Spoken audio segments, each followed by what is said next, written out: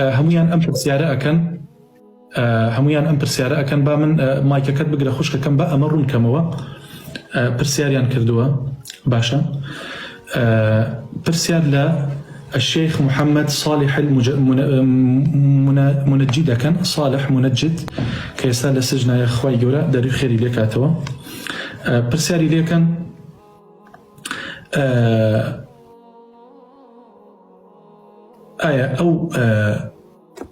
او قولانه يعني او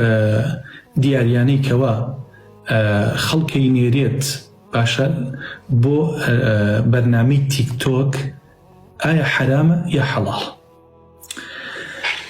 أم بيا وبرزة عالمة أو فتوى داولة سري أفرمية فحكم هذه التبرعات حكم سائر التبرعات خارج هذا التطبيق كواتا ليوتيوب لفيسبوك لإنستغرام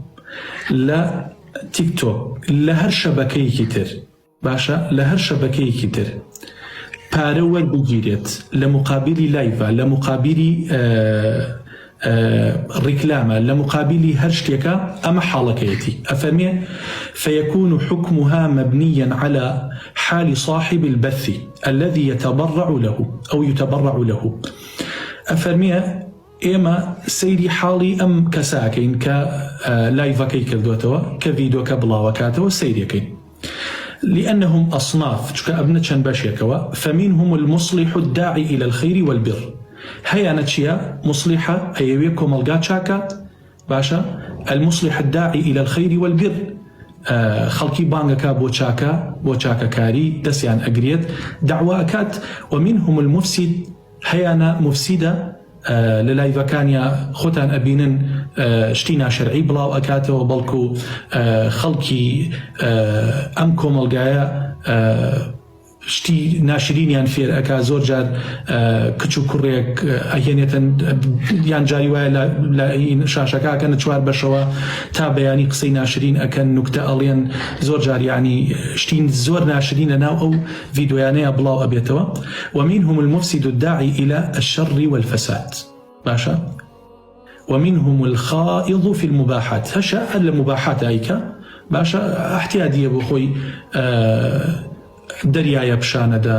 کەش و هەوایە پیشانەدا ئەمانە بۆیە ئەفەرمێ خوای گەورە ئەفەرمێ وتعاونوا على البر والتقوى ولا تعاونوا على الإثم والعدوان واتقوا الله إن الله شديد العقاب خوای گەورە ئەفەرمێ هاوکاری یەکتری بکەن لەسەر چاکە و تەقوا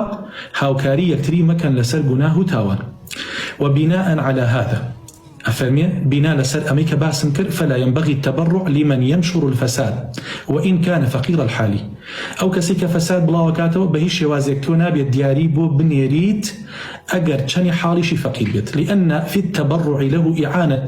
له على نشر الفساد شكتوها تاها وكاريكي أو زيادة تشالنجي قور أكات أو زيادة فساد بلا وكاته أو زيادة خيروت أكاته أو زيادة يركات قينة ناو شواني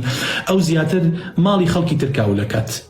باشا أفرمي ويشرع التبرع لمن يبث الخير أو مباحات الأمور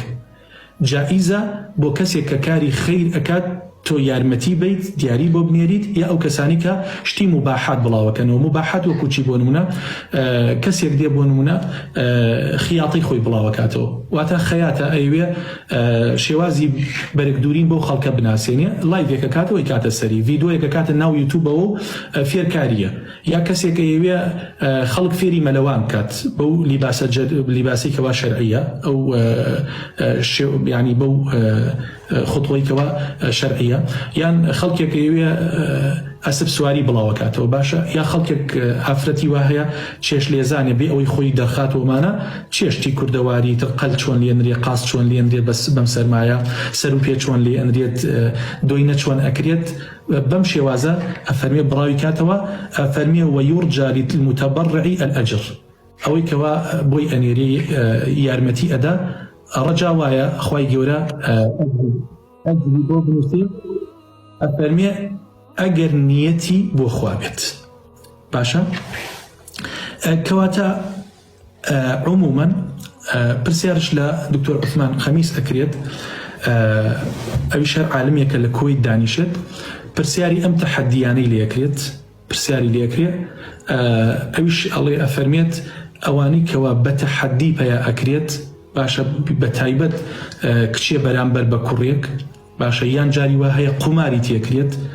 یان بە مەرج ئەگەر من بردمەوە تۆبی ئەوە بکەی ئەگەر تۆ برتەوە من ئەوە ئەکەم لە خۆم ئەفەرمی ئەمانە هەمووی حرام و بە هیچ شێوازێک ناکرێت کەواتە تۆ هەر ڤیدۆیەک لە یوتیوب دابنیت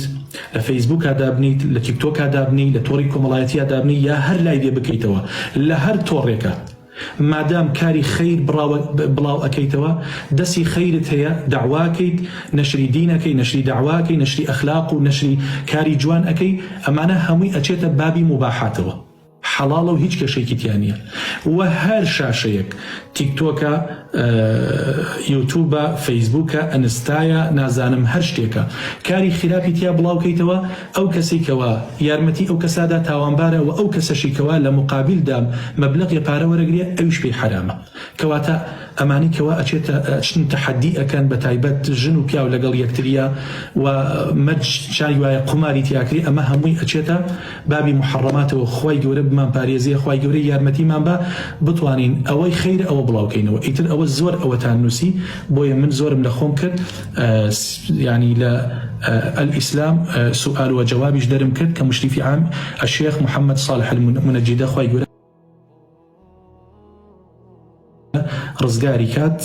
لەو ناڕەحەتی کە تایەتی بابەتەکەش ئەگەر بەدوایە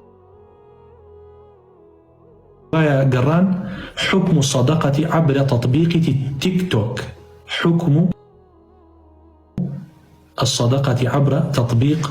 تيك توك